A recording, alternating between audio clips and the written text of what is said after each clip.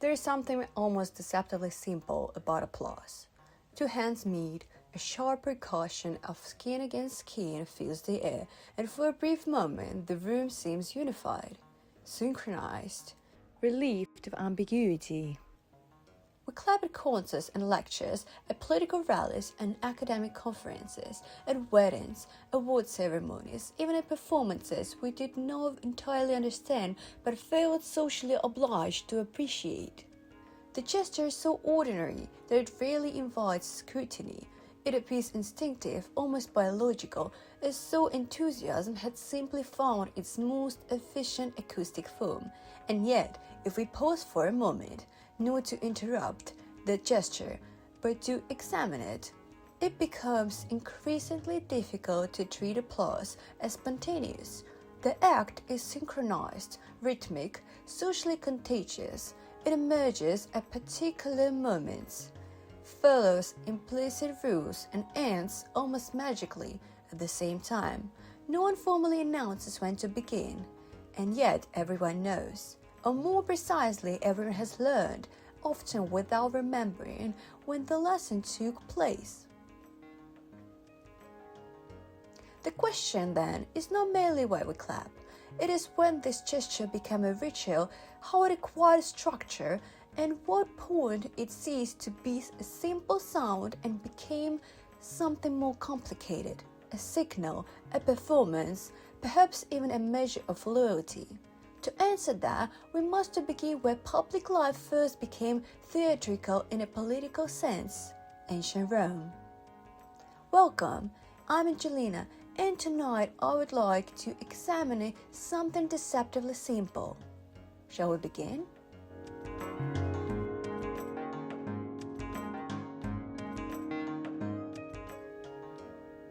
Before we attribute too much ingenuity to Roman civilization, it is worth making one distinction clear. Clapping, striking one's palms together to produce sound, is not a Roman invention, nor is it uniquely Mediterranean. Human beings have long used rhythmic sound as a form of expression. In ritual, in celebration, in collective chanting. Ethnographic and archaeological evidence suggests that coordinated hand percussion appears in various early cultural contexts, from religious ceremonies to communal festivities. The gesture itself is ancient, almost certainly older than any written record. But what is far less ancient is the transformation of that gesture into a structured, socially codified signal of public approval. There is a difference between making noise in joy and participating in organized language of consent. And it is this second phenomenon, the institutionalization of applause, that concerns us. For that, we return to Rome.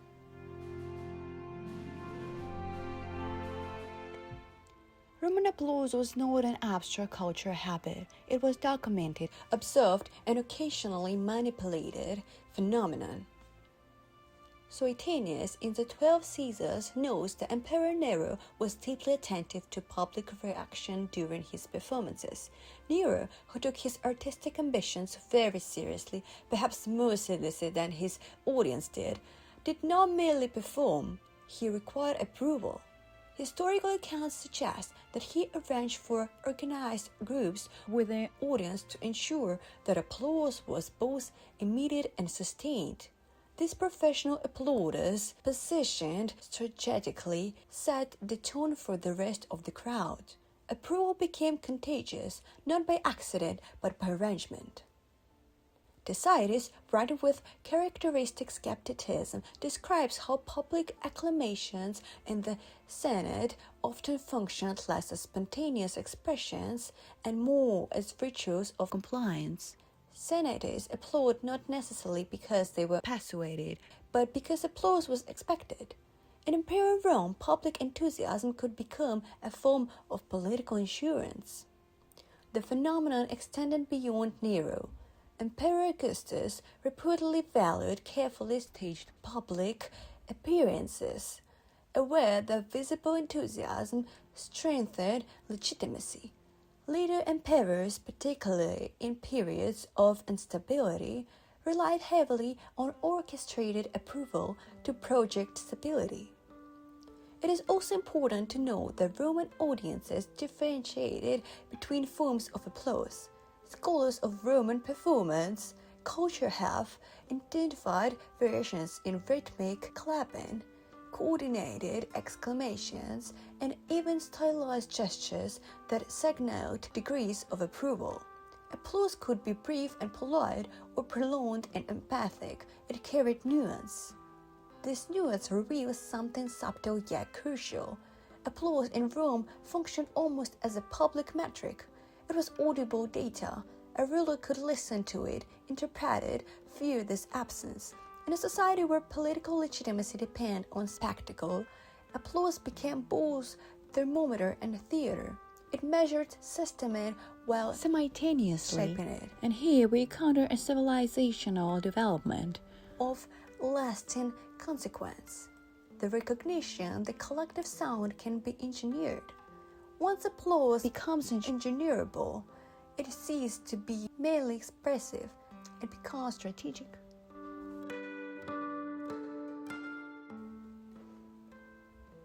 By the early 19th century, particularly in Paris, the clock was no longer an informal group of enthusiastic supporters. It had evolved into a semi-professional institution with eternal hierarchy, economic logic, and occasionally remarkable efficiency.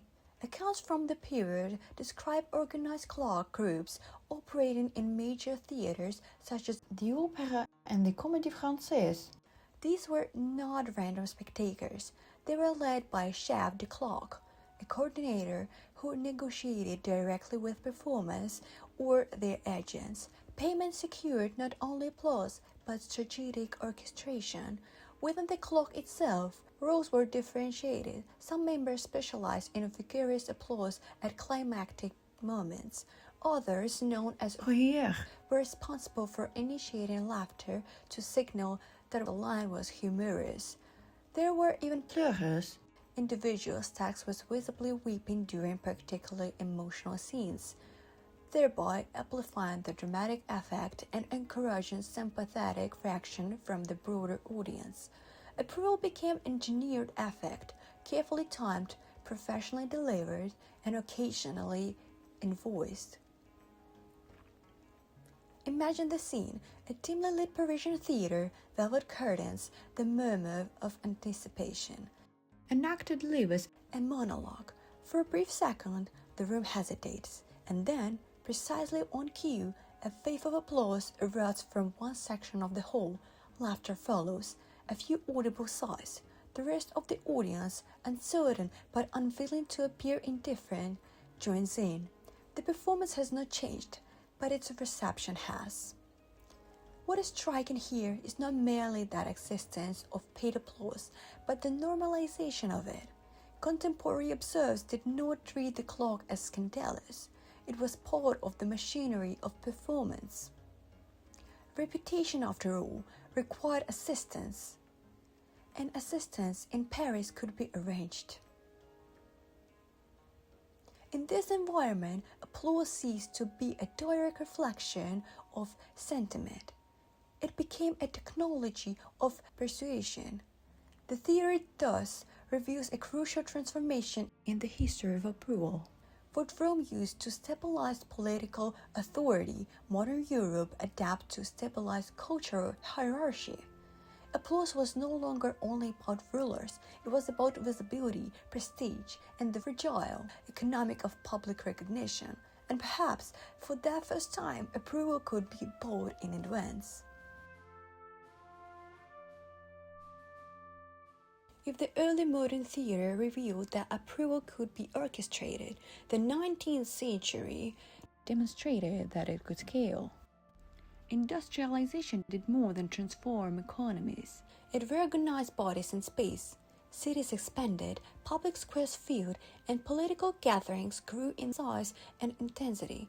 For the first time in history, tens of thousands of individuals could assemble into a single location to witness a speech, a rally, a demonstration, and in such gatherings, sound became the most immediate instrument of unity, Applause in this context ceased to be a refined cultural gesture and became something more elemental, a mechanism of synchronization. The political rally is, in many ways, the descendant of both Roman spectacle and the Parisian theatre. It requires visibility and it demands response. But unlike the aristocratic audience of earlier centuries, the modern crowd is anonymous. Individuals dissolve into numbers. The sound of clapping, loud, repetitive, engulfing, creates the sensation of collective will. It is during this period that thinkers begin to reflect anxiously on the nature of the crowd. Gustave Le Bon, writing in 1895 in The Crowd, a study of the popular mind, describes how individuals once absorbed into a mass surrender a portion of their original autonomy. Emotional contagion spreads rapidly. Gestures replicate themselves without deliberation.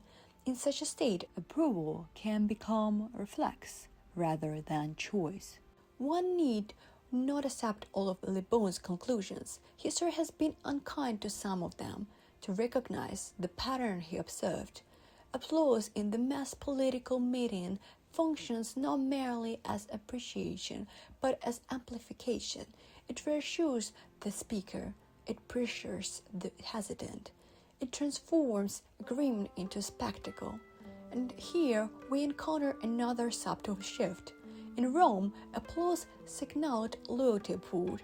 In the 18th century, theater is shaped culture and reputation. In the 19th century, political rally, it generates momentum. It creates the feeling that history is moving and that one is moving with it. There is something deeply persuasive about synchronized sound. To clap alone is awkward. To clap with thousands feels inevitable. The body adjusts to rhythm. The hesitation dissolves. The hands move almost independently of reflection. What began as an expression of enthusiasm now operates as a force multiplier.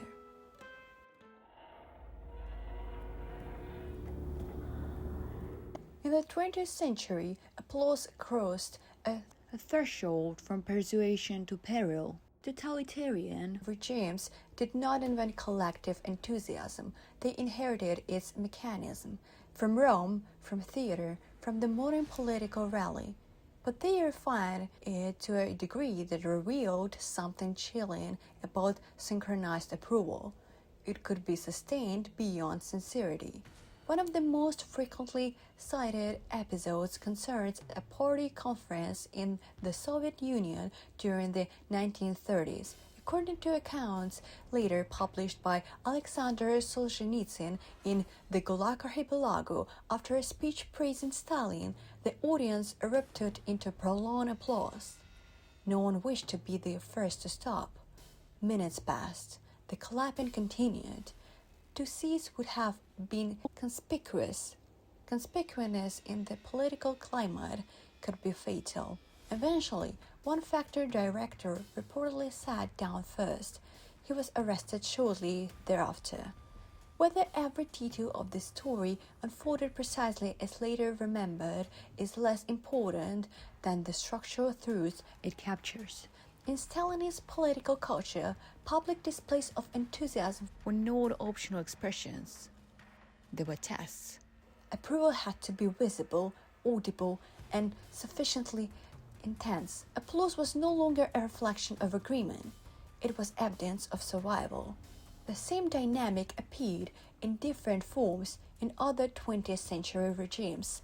Nazi rallies relied heavily on synchronized crowd response, carefully choreographed through visual spectacle and amplified sound. In North Korea, extended applause remains part of the ritual performance of loyalty. In such contexts, clapping does not merely express alignment, it proves it. The transformation is stark. Applause, once a language of celebration, becomes a language of fear. And yet, what makes this evolution particularly unsettling is how familiar the mechanism remains.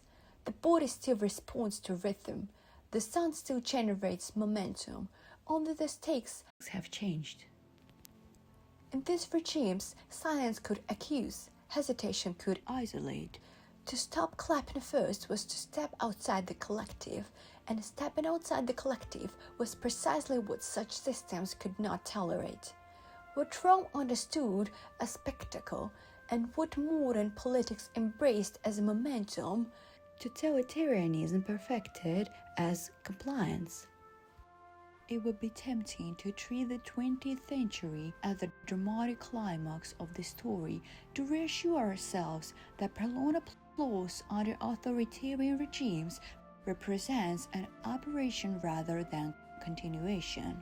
But history rarely operates in ruptures so clean that we may isolate one period as uniquely revealing and dismiss the rest as benign. The mechanism did not disappear, it adapted. In contemporary television studios, illuminated signs instruct audiences precisely when to applaud. Spontaneity in this case comes with instructions. Viewers at home, hearing the laughter and applause, interpret these cues as consensus. A joke must have been funny. A point must have been persuasive. The signal precedes the judgment. Standing ovations offer another example. Once a rare gesture reserved for extraordinary performances, they have become increasingly common in certain cultural contexts. Yet the logic remains familiar. Once a critical mass stands, the rest follow. Remaining seated requires either strong conviction or remarkable indifference to social pressure. The body adjusts to the surrounding rhythm, just as it did in Roman amphitheaters and 19th century rallies. Even in digital environments, the structure persists: the like button, the clap emoji, the visible counters of approval. These are contemporary iterations of audible applause. They quantify alignment, they render enjoyment measurable and therefore comparable. They transform private reaction into public data. We might insist that the stakes are lower now, and in many cases they are. No one is arrested for failing to applaud at conference keynote. And yet, the underlying choreography is recognizable. Approval spreads socially. Silence can feel conspicuous. Visible enthusiasm shapes perception. What has changed is not the mechanism but its comfort. Where Roman applause affirmed imperial presence and totalitarian applause affirmed survival, modern applause often affirms belonging. It reassures us that we are in sync culturally, politically, and emotionally. It reduces uncertainty, but the reduction of uncertainty has always been one of applause's quiet functions. You know what surprised me the most while researching this? Not that applause was orchestrated, not that it could become political, not even that it could be dangerous, but how ordinary it still feels. I still clap, you still clap, most of us will even tomorrow, and most of the time it's joyful, harmless, even necessary. I don't think applause is something we need to be suspicious of. But I do think it's fascinating that something so simple carries so much history inside it. And maybe that's the real point of all of this, not to make the gesture heavy, but to realize that even the lightest things we do are shaped by centuries we rarely think about. Anyway, that's what I found when I started asking why we clap.